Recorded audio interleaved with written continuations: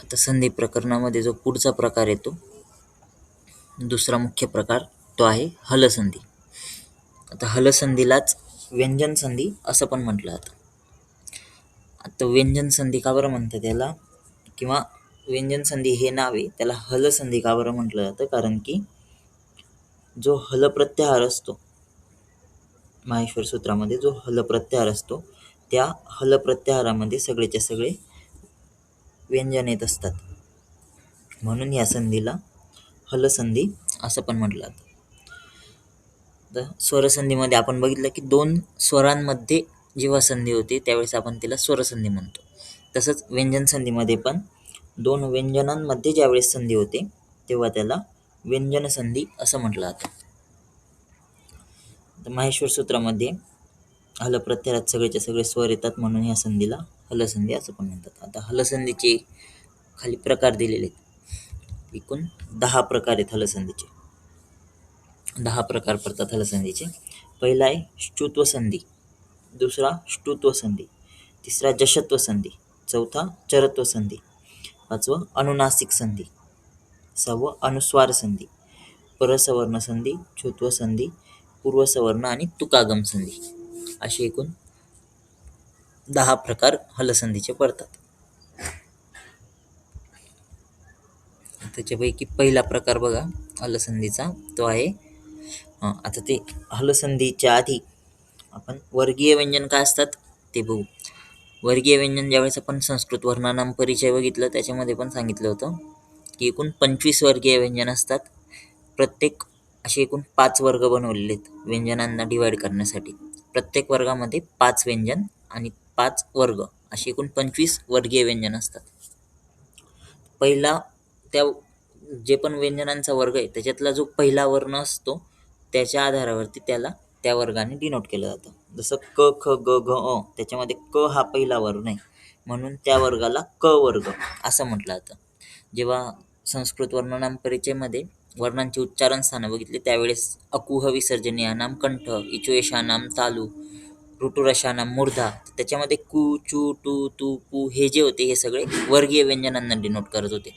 तर क वर्ग म्हटलं म्हणजे क वर्गामधले जेवढे पण हे पुढचे व्यंजन आहे क ख ग घ अ ते सगळे त्याच्यामध्ये इन्क्लूड होतात. तर तसे असे 5 वर्ग पाडलेले आहेत व्यंजनांचे आणि प्रत्येक वर्गामध्ये 5 व्यंजन राहतील. तर क वर्गामध्ये क ख ग घ आणि अ अशी 5 व्यंजन येतात. च वर्गामध्ये च छ ज झ य, ट वर्गामध्ये ट ठ ड ढ न, त वर्गामध्ये त थ द ध न, ट वर्गाचा न हा न बाणाचा असतो आणि त वर्गाचा न हा न नळाचा असतो. तर प वर्गामध्ये प फ ब भ म हे सगळे वर्गीय व्यंजन असतात. आता वर्गीय व्यंजनांचा हलसंधीमध्ये काय संबंध येतो, तर जे आपण सूत्र बघणार आहेत हलसंधीमधले ते प्रत्याहाराच्या आधारावरती दिलेले आहेत.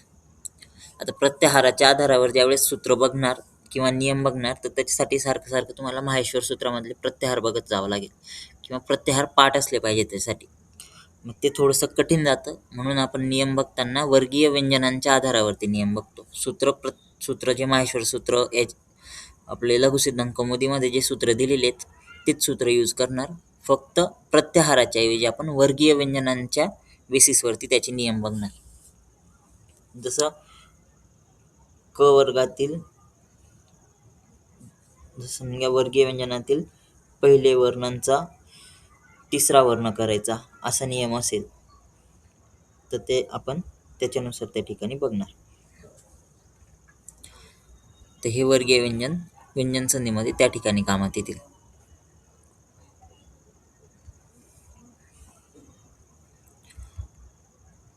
बघा आता पुढचं,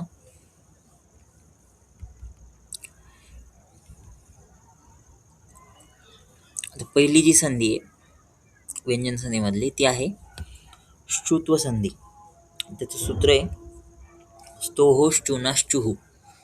तर त्याचा नियम काय आहे, तर जेव्हा सचा संबंध श किंवा च वर्ग, म्हणजेच च वर्ग म्हटलं म्हणजे च छ ज झ य हे सगळे वर्ण. आता जिथे जिथे वर्गीय व्यंजनांमध्ये वर्ग त्या वर्गाचं नाव घेतलेलं असेल तर त्याच्यामधले सगळे वर्ण येतील. त वर्ग म्हटलं म्हणजे त वर्गातले सगळे वर्ण, च वर्ग म्हटलं म्हणजे च वर्गातले सगळे वर्ण, क वर्ग म्हटलं तर क वर्गातले सगळे वर्ण. तर असं त्या ठिकाणी लक्षात घ्यायचं. जेव्हा सचा संबंध श सोबत येणार, शहामृगाचा श किंवा च वर्गासोबत येणार, त्यावेळेस जो स असणार आहे पूर्वपदाच्या शेवटचा, त्याच्या जागी श करायचा.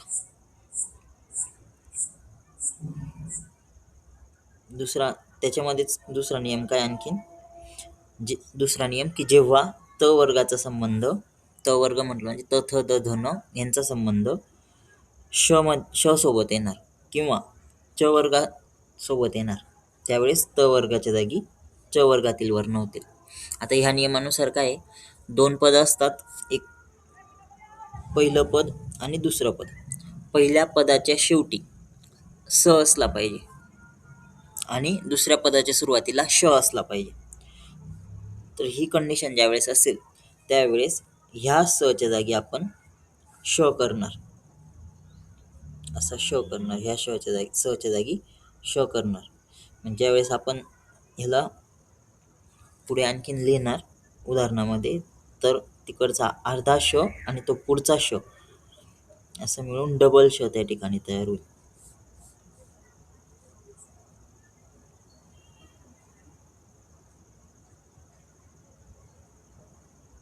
तसंच स च्या समोर च वर्ग आला असेल तरी सुद्धा त्या ठिकाणी श होणार.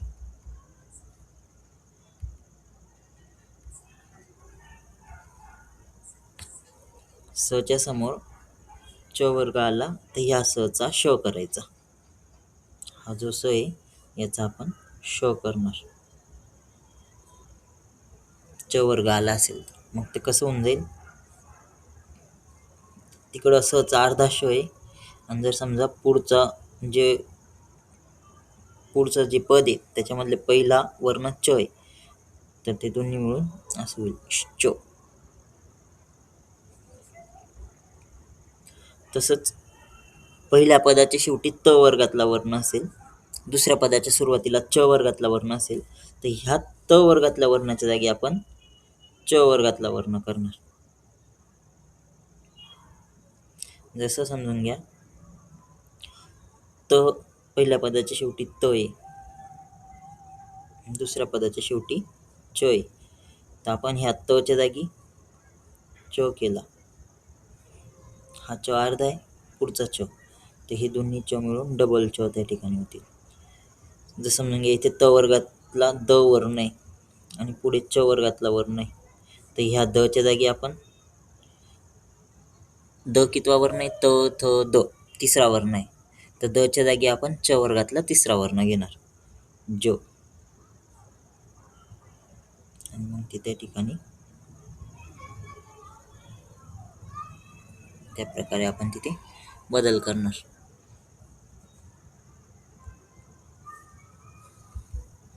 ठीक आहे, ही होती च्युत्व संधी. स चा श करायचा आणि त वर्गाच्या जागी च वर्ग करायचा, हा सिंपल नियम याच्यामध्ये.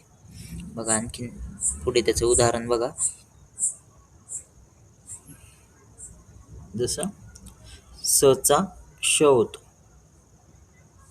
कसा स आहे, स च्या पुढे श आला तर ह्या स चा आपण श करणार. हरीस प्लस शेते, तर हरीस याच्यामध्ये स आलेला आहे,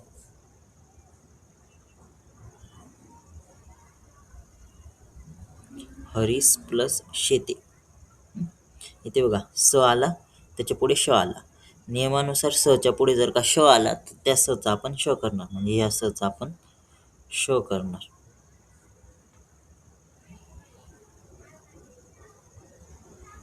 इकडे असणार आपल्याकडे.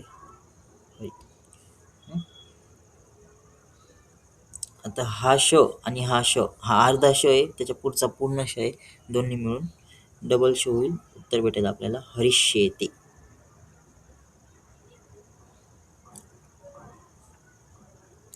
तसंच बघा, स च्या पुढे जर का च आला तर स चा आपण श करणार. जसं दुस प्लस चरित्र, दुस प्लस चरित्र, ह्या ठिकाणी पण तसंच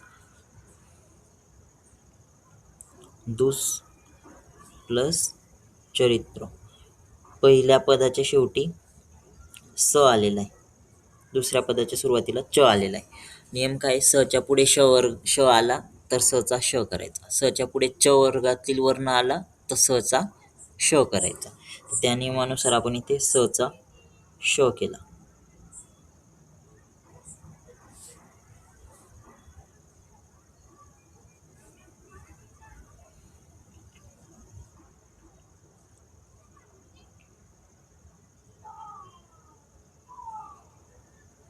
आपल्याला उत्तर भेटेल दुष्चरित्र. आता हा श अर्धा आहे, पुढचा च पूर्ण आहे, तर त्या श ला च लागेल, उत्तर भेटेल दुष्चरित्र. तसंच पहिल्या पदाच्या शेवटी त वर्ग असेल, दुसऱ्या पदाच्या सुरुवातीला च वर्गातील वर्ण असेल तर त च्या जागी च वर्गातला वर्ण घ्यायचा. जसं उत्प्लसचारणम, इथे उत त वर्ग आहे, पुढे च वर्ग आलेला आहे, तर ह्या त च्या जागी आपण च वर्गातला वर्ण घेणार, च वर्गातला पहिला वर्ण येईल च, तर उत्प्लसचारणमचं होऊन जाईल उच्चारणम. उत्प्लसचारणम त्याचं होऊन जाईल उच्चारणम. ठीक आहे, ही होती श्रुत्व संधी. कळालं सगळ्यांना?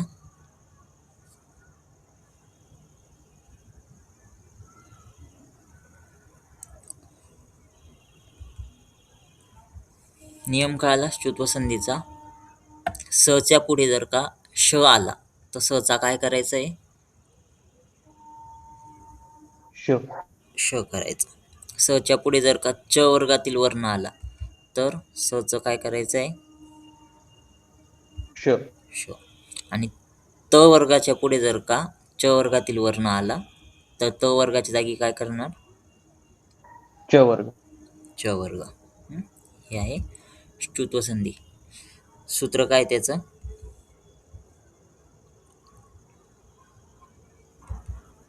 म्हणजे सर ज्या नंबरचा वर्ण येईल च वर्गातला त्याच नंबर च वर्गातला त्याच नंबरचा च वर्गातला वर्ण घ्यायचा का? नंबर तोच राहणार. जसं आता त च्या पुढे च आलेला होता ना, म्हणून आपण त च्या जागी च घेतलं.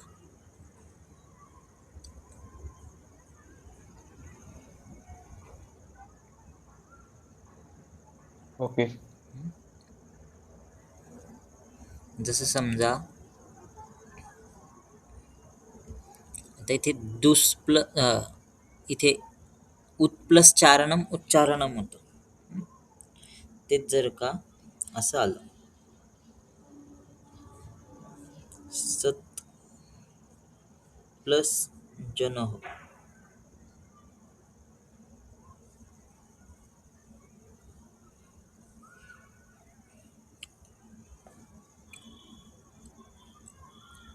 तर त्या ठिकाणी त्याचं काय होईल? सज्जन. आता हे सज्जन होताना आधी ना आपण इथे ज होता, म्हणून इथे डायरेक्ट त चा ज नाही केला. हे असं असतं आधी ऍक्च्युली, सत प्लस जनः, आणि मग त्या ठिकाणी आपण द चा ज करतो. सज्जनः. ओके.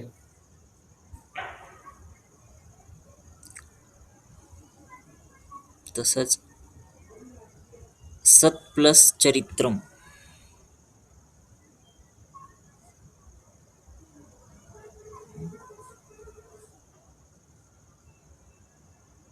आता इथे कसं होईल? सत प्लस चरित्रम,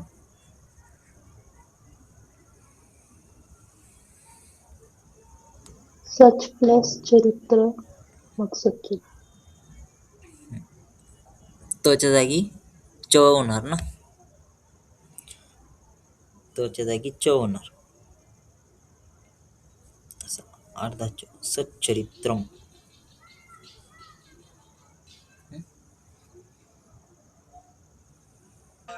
सर सच्या जागी श पण आणि च पण येतो का?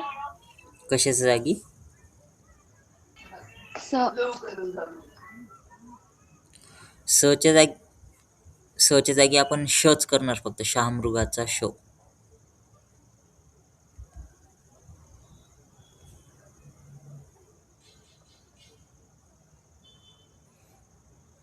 सचं उदाहरण बघा. मनस प्लस चलती.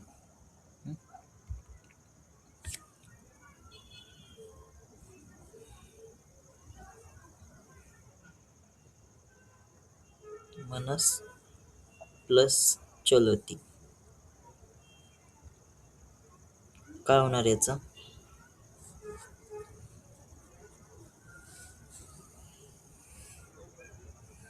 मनश्चलती. मनश्चलती.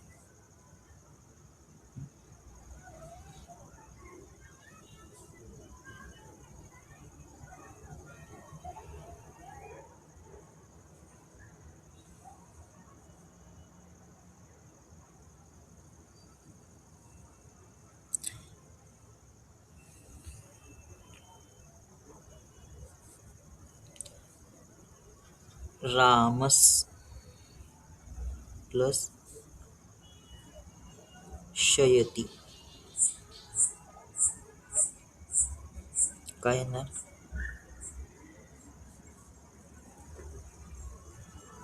रामशयती. शय. रामस शयती.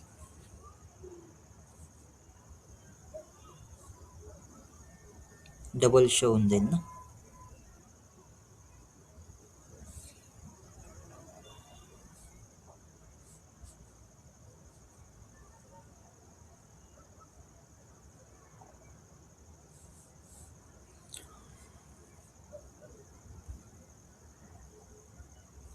ठीक आहे.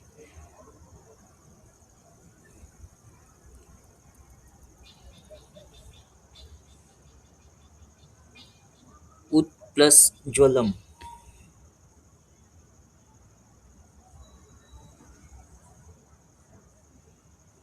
किंवा डायरेक्ट उद घ्या. उद प्लस ज्वलम. उत करण्यापेक्षा उद प्लस ज्वलम.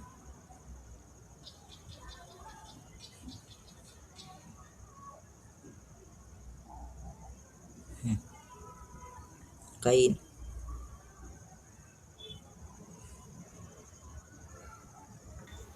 उज्ज्वलम. उज्ज्वलम.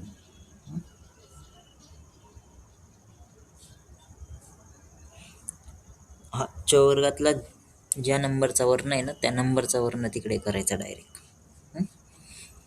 मोस्टली तचा च होणं आणि ज, च आणि ज याचे उदाहरण जास्तीत जास्त येतात.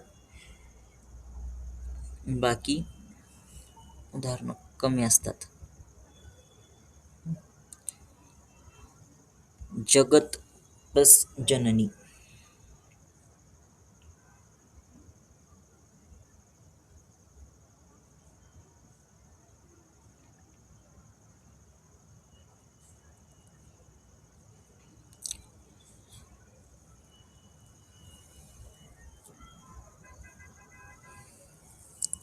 जगत प्लस जननी काय येणार? जगतजन. तोच्या जागी काय होऊन जाईल?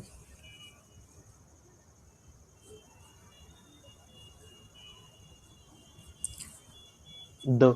ज. तोच्या जागी द केला, पण हे ष्टुत्व संधीमध्ये काय होईल?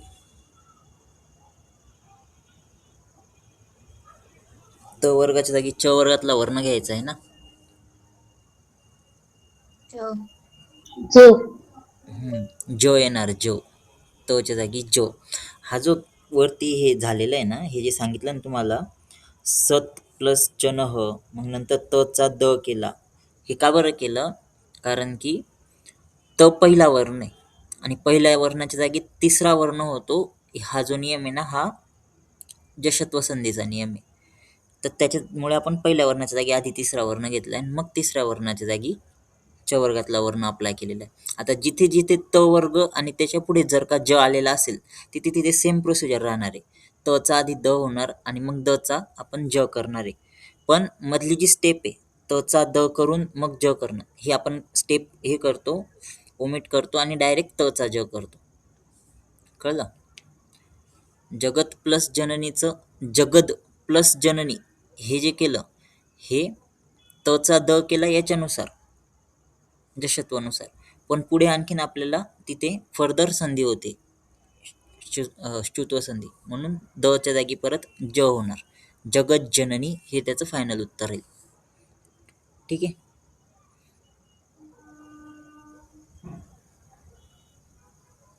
कळलं? हे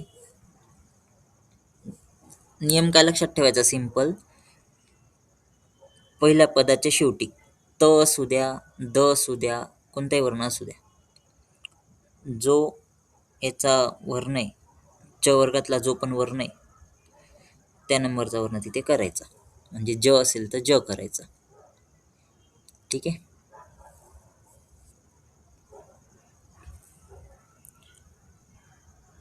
जगत जननीचं झालं जगत जननी.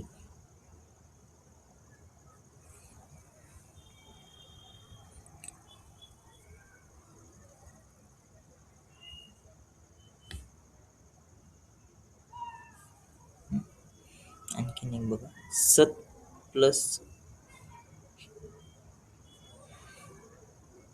चित, सत प्लस चित काय येणार?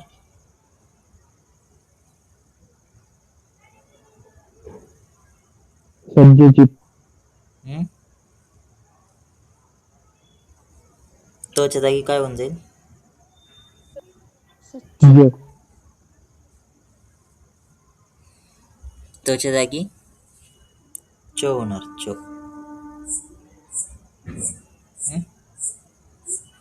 सच्चित. कळाली ही संधी? पण सर तिथं ड असणार ना, कुठं? सद होणार ना. हा, सतचं सद होणार, पण पुढे च वर्ग आहे ना, सच्चित.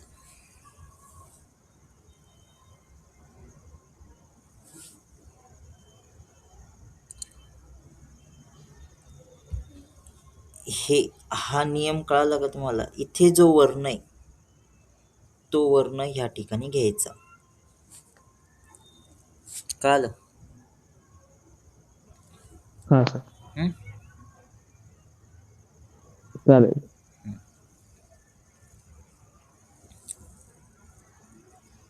मग मी जर का उदाहरण, आता ते सत प्लस चित असं उदाहरण दिलंय, तेच उदाहरण जर का असं जरी दिलं, सद प्लस चित, तर काय होईल? सच्चित.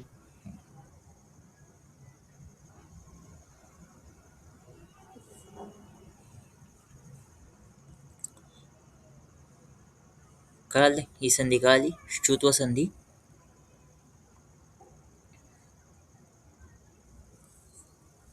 ष्टुत्व संधी कळाली सगळ्यांना?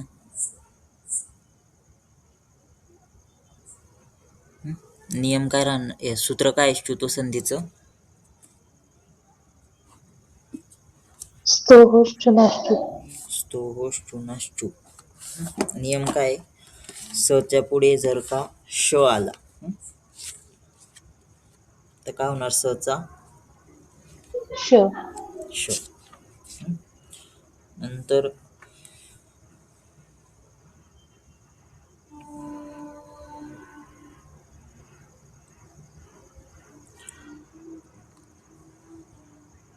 स च्या पुढे जर का च वर्ग आला तर काय होणार? श. श. आणि त वर्गाच्या पुढे जर का च वर्ग आला तर काय होणार? च वर्ग. च वर्ग. ठीक आहे.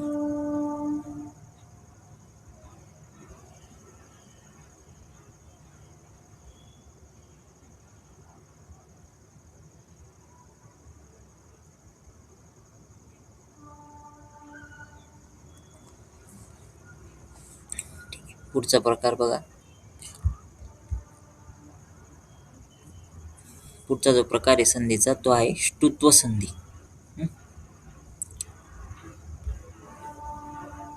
ष्टुत्व संधी. आता ष्टुत्व संधीमध्ये काय होतं, सूत्र आहे ष्टुत्व संधीचं ष्टुनाष्टू. आता जे नियम ष्टुत्व संधीसाठी बघितले सेम नियम तिथं पण ष्टुनाष्टू. ष्टुत्व संधीचा नियम सूत्र आहे ष्टुनाष्टू. इथे काय सचा संबंध जेव्हा श, इथे मूर्धन्य श राहणार, षटकोनाचा श किंवा मूर्धन्य श म्हणतात, तर त्याच्यासोबत येणार, किंवा सचा संबंध ट वर्गासोबत येणार, त्यावेळेस सचा श करायचा. जेव्हा त वर्गाचा संबंध मूर्धन्य श सोबत येणार किंवा ट वर्गासोबत येणार, त्यावेळेस त वर्गाच्या जागी ट वर्ग करायचा. सेम जसं च्युत्व संधीमध्ये नियम आहेत तसेच नियम आहेत, फक्त च्युत्व संधीमध्ये श शहामृगाचा होता, इथे श षटकोनाचा आहे, आणि तिथे च वर्ग होता तर इथे ट वर्ग आहे. बघा, सच्या समोर जर का श आला तर सचा मूर्धन्य श करायचा. सच्या समोर जर का ट वर्ग आला तर सचा श करायचा. त वर्गासमोर जर का ट वर्ग आला तर त वर्गाच्या जागी ट वर्ग करायचा.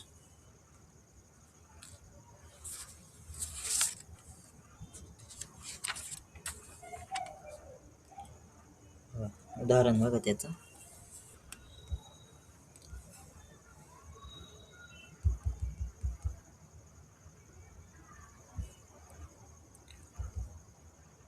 सच्या समोर जर का श आला तर ह्या शच्या जागी श करणार. कसं, रामस प्लस षष्ठ. रामस प्लस षष्ठचं काय आलं,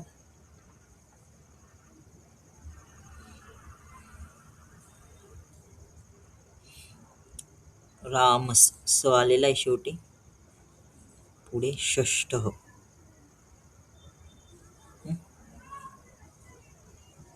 आता ह्या सच्या जागी आपण षटकोनाचा श घेणार. रामस प्लस षष्ठ. का, कारण की इथे मूर्धन्य श आलेला आहे. मग आपण तिथे षटकोनाचा श घेतला, आपल्याला उत्तर भेटलं रामषष्ठ.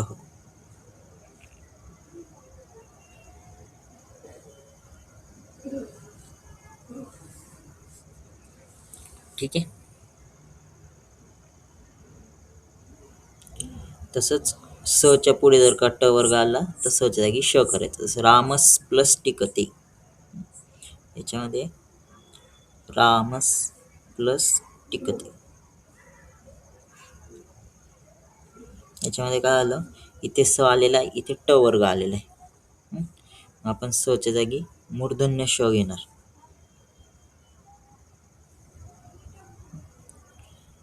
सच्या जागी मूर्धन्य श घेतला, पुढचं टिकते ॲज इट इज.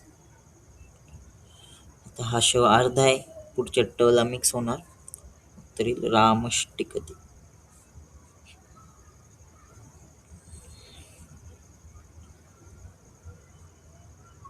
तसंच त वर्गाच्या पुढे जर का ट वर्ग आला तर तिथे तच्या जागी ट वर्ग करायचा. जसं तत् प्लस टीका,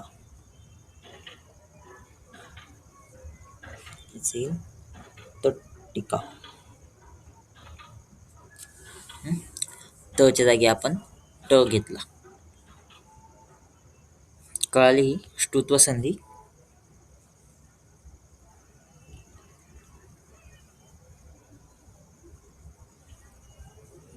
ष्टुत्व संधी कळाली.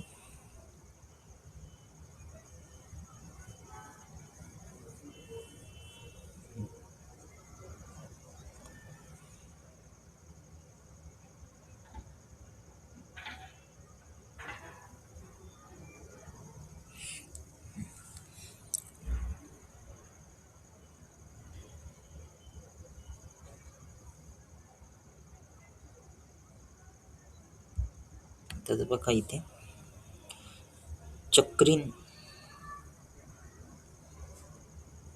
प्लस ढौकसे हे एक उदाहरण आहे याचं. काय येणार? चक्रीन ढगसे. हा जो न नळाचा आहे त्याचा की कोणता येईल? बाणाचा न. बाणाचा न. चक्रीन ढौकसे.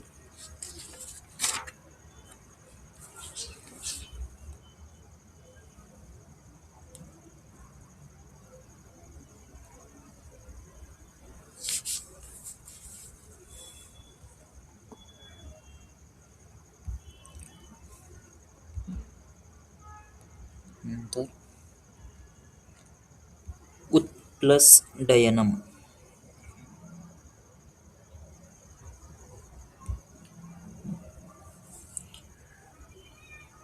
उत प्लस डयनम.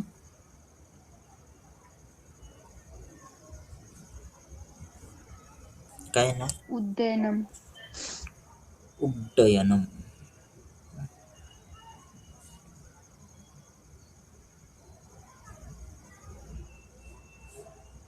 उड्डयनम.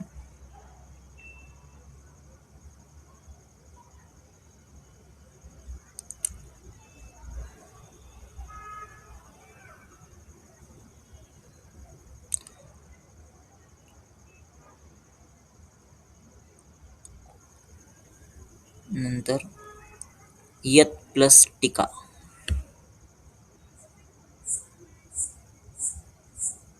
यत प्लस टीका.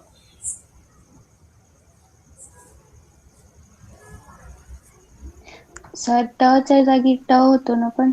हम्म? टच्या जागी ट होतो ना. इथे इथे बघ ना, इथे कोणता वर्ण आलेला आहे? ड आलेला आहे ना. इथला वर्ण बघायचा. हम्म?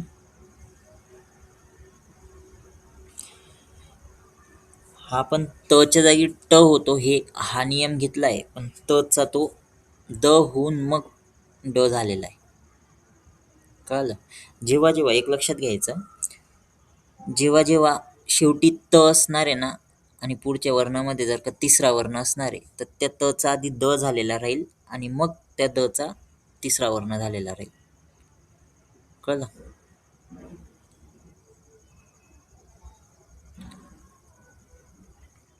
वर्ण कितव्या नंबरचा आहे ते बघायचं. जर का पहिल्या पदाच्या शेवटी 1 नंबरचा वर्ण आहे आणि दुसऱ्या पदाच्या सुरुवातीला 3 नंबरचा वर्ण आहे, जसं याच्यामध्ये झालं उत प्लस डयनममध्ये. पहिल्या पदाच्या शेवटी 1 नंबरचा वर्ण आहे त आहे, दुसऱ्या पदाच्या शेवटी 3ऱ्या नंबरचा वर्ण आहे ड. मग ज्यावेळेस चेंजेस होणार आहेत ना, त्यावेळेस आधी त्या तचा द होणार आहे, म्हणजे पहिल्याचा तिसरा होणार आहे, आणि मग दचा परत आपण ष्टुत्वसंधीचा नियम लावून दचा ड करणार आहे. ती जी मधली स्टेप आहे ना, ती आपण काढून टाकतोय. ती मधली स्टेप आपण करत नाहीये. कळलं? म्हणून आपण काय लक्षात ठेवतोय की दुसऱ्या पदाच्या सुरुवातीला कोणता वर्ण आहे, तो जर का तिसरा असेल तर डायरेक्ट तच्या जागी तिसरा वर्ण जोडायचा. कळलं?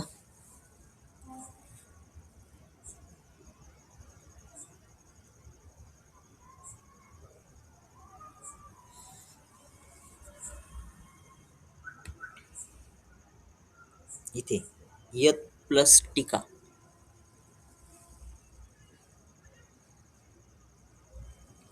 यत प्लस टीकाचं काय होईल?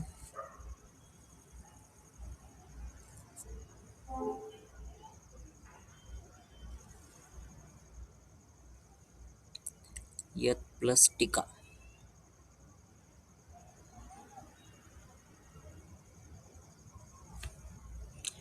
यट टीका.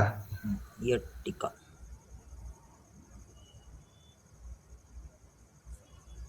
यट टीका. ठीक आहे? कळाली ही संधी, ष्टुत्व संधी सगळ्यांना?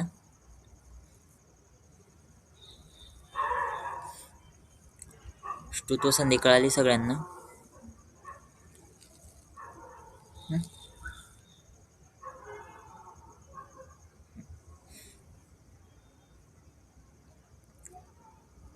ष्टुत्व संधीचं सूत्र काय राहणार? ष्टू नाष्टू. नियम काय आहे? स च्या समोर जर का मूर्धन्य श आला तर सच्या जागी काय होणार? श. श. हं? तसंच सच्या समोर जर का ट वर्ग आला तर सच्या जागी काय होणार? षटकोनाचा श. हं? आता श मध्ये ष्टुत्वामध्ये जो श असतो तो षटकोनाचा श आणि ष्टुत्व संधीमधला जो श असतो तो शहामृगाचा श. स प्लस सच्या समोर ट वर्ग आला तर सचा आपण षटकोनाचा श करणार. त वर्गाच्या समोर जर का ट वर्ग आला तर त वर्गाच्या जागी काय करणार?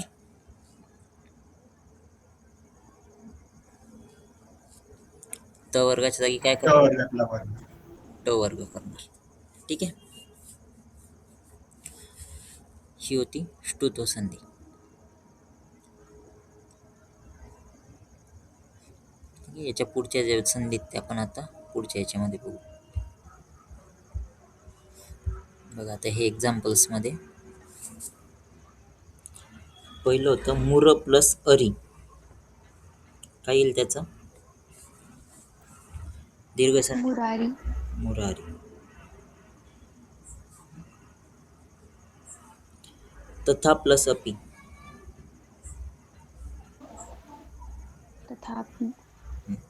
तथापि. भानु प्लस उदय. भानुदय. भानुदय. उकार कोणता राहणार? नला मोठा दीर्घ. दीर्घ. दीर्घ. तर विद्या प्लस आलय.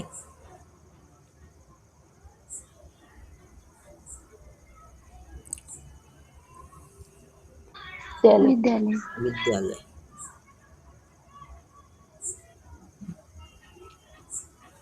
मुनी प्लस इंद्र. मुनींद्र. मुनींद्र. न ला विलांटी कोणती? दीर्घ. दुसरी. दुसरी विलांटी. आता इथे संधी विग्रह करायचा. गंगा अवतरण. काय येणार? गंगा प्लस अवतरण. गंगा प्लस अवतरण.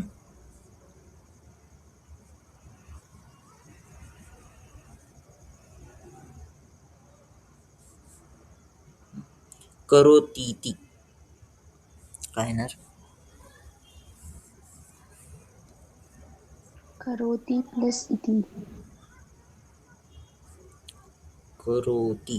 कोणती विलांटी?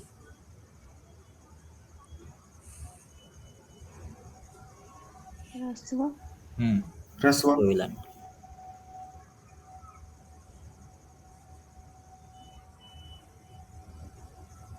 करोती प्लस इति. कवीश्वर. कवी प्लस ईश्वर. कवीला विलांटी कोणती? पहिली. पहिली. आणि ईश्वर मध्ये ई कोणता? दीर्घ. दीर्घ. हा आता इथे जर समजून घ्या असं राहिलं असतं.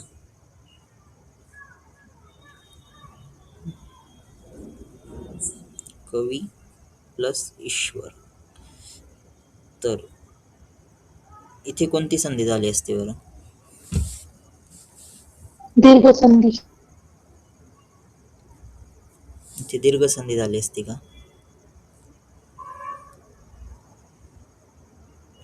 हा हे वालं बघा. आता हे लक्षात राहू द्या, पुढे बघू आपण आता याचं. हे एक उदाहरण लक्षात ठेवा. शेवटी पुढचं सांगा. आमाशय.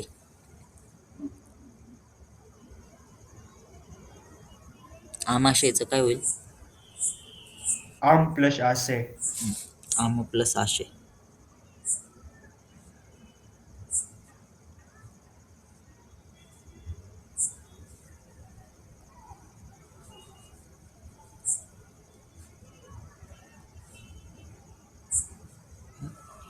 तिष्ठार्जुन. तिष्ठार्जुन.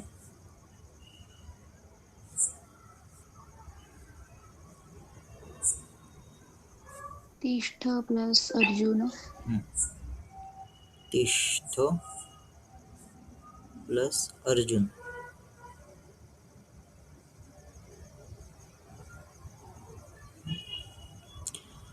पुढची होती पररूप संधी. परा प्लस ओ होती.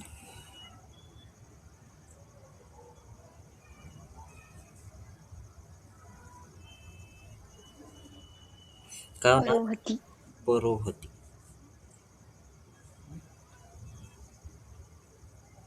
प्र प्लस ओषती. प्रोषती. प्रोषती. उपोषतीचा विग्रह काय होईल?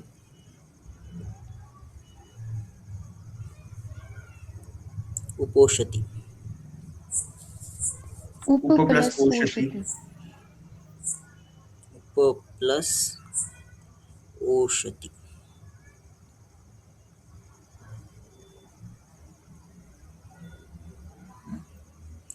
प्रेजते.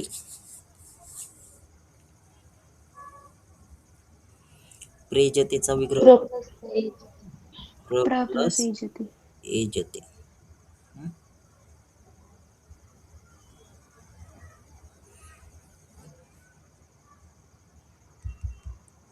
पुढे इथे पूर्वरूप संधी. वने प्लस अत्र काय होणार?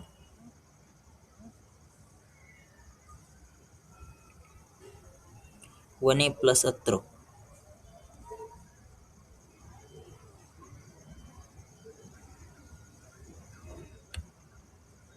वने अवग्रहत्र.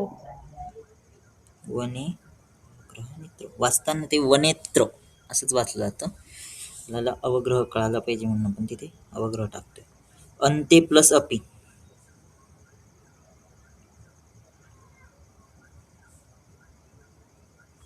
काय येणार?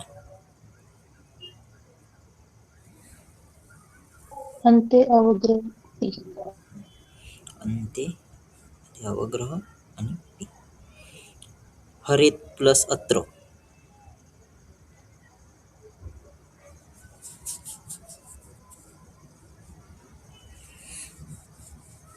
काय येणार इथे? हरे अवग्रहत्र. हरेत्र. इकडे पण सो असं अवग्रह वदत. आणि कोपी असेल कोपी. ठीक आहे. पूर्वरूप संधी. इथे फोड करायची पुढे. विष्णोव.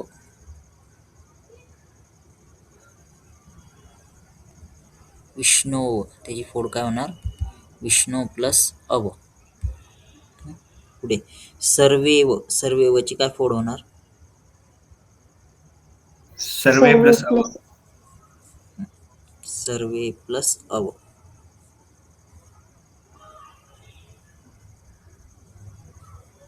गुरोवची काय फोड होणार? गुरु प्लस अव. ग्रामेपीची ग्रामे प्लस अपि. तेपीची ते प्लस अपि. ते प्लस अपि. सूत्र काय या संधीचं?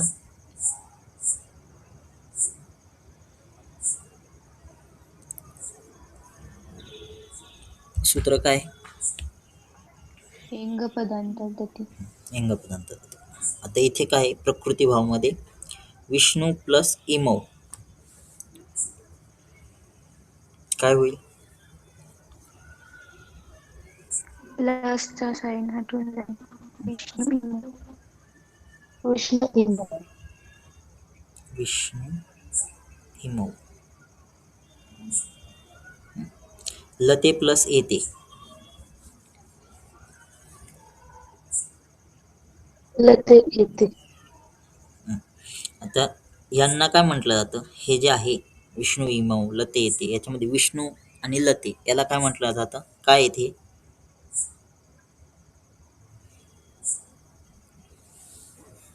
सूत्र काय याचं प्रकृती भाव संधीचं? श्रुत प्रगृह्य अचिनित्यम. प्रक्रिय अचिनित्य. मग विष्णू लते हे आहेत काय? नाव आहे त्याला, एक शब्द आहे. प्रगृह्य. प्रगृह्य. प्रगृह्य. आपण प्रगृह्य कशावरून ठरवतो? एक तर ते द्विवचन असलं पाहिजे आणि दुसरी कंडिशन काय असते? इकारांत. अंत्यस्वर कोणते कोणते असतात? ए, दीर्घ ई आणि दीर्घ उ. आता मी तुम्हाला वरती एक सांगितलं होतं बघा, कवी प्लस ईश्वर. आता इथे काय होईल? तेव्हा तुम्ही म्हणे दीर्घ संधी होणार. आता परत विचार करा काय होणार इथे.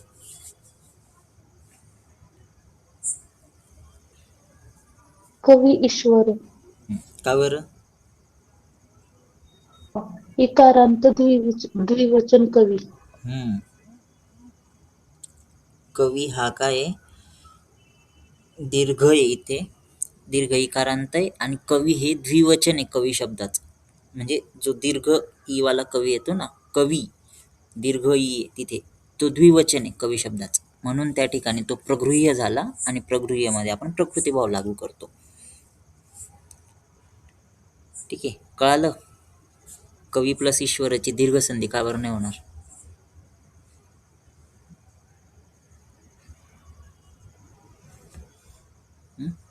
पुढे गिरी येतो.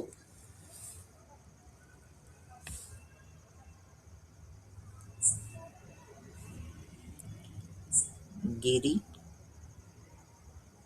मध्ये प्लस लागेल फक्त, सिंपल इथे. आणि भानू मध्ये पण इथे मध्ये प्लस लागून दे. आता हे इथे तुम्हाला वरती लिहून दिलेलं आहे, प्रकृती भाव आहे का दीर्घ आहे का कोणती आहे. त्याच्यामुळे तुम्हाला एक माहिती की त्या संधीमध्ये नियम काय लागू होणार आहे. पण जर का तुम्हाला लिहिलेलं आता एक्झाममध्ये तसं दिलेलं तर नाही राहणार, कोणत्या प्रकारची संधी तुम्ही सोडवतायत. तेव्हा सुद्धा तुम्हाला नियम लावता आले पाहिजेत. नेमका कोणता नियम लागणार इथे हे फाइंड आउट करता आलं पाहिजे. ठीक आहे.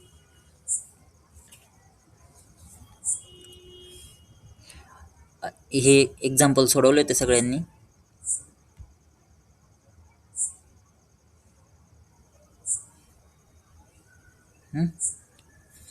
जे चुकलेले असतील ते याच्यातून बरोबर करून घ्या. ठीक आहे. उद्या आता आपण पुढची संधी बघू, पुढचे जे प्रकार आहेत हलसंधीमधले ते बघू.